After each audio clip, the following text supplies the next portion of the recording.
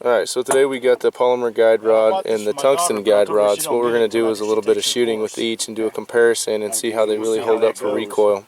This is a Gen 4 tungsten guide rod I got from glockstore.com, and then this is the Gen 4 factory polymer guide rod that we're going to shoot with. So we're going to do a comparison here in just a second. Stay tuned.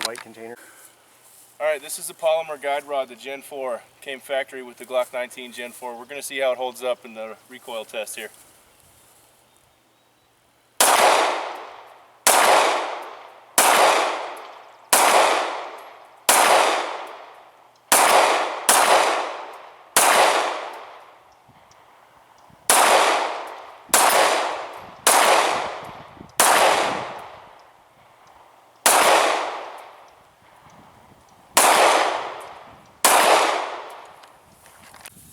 Alright, so this is the tungsten guide rod I got from Glock store. It's worth about 80 bucks. I paid for it online, so let's see if it's worth it.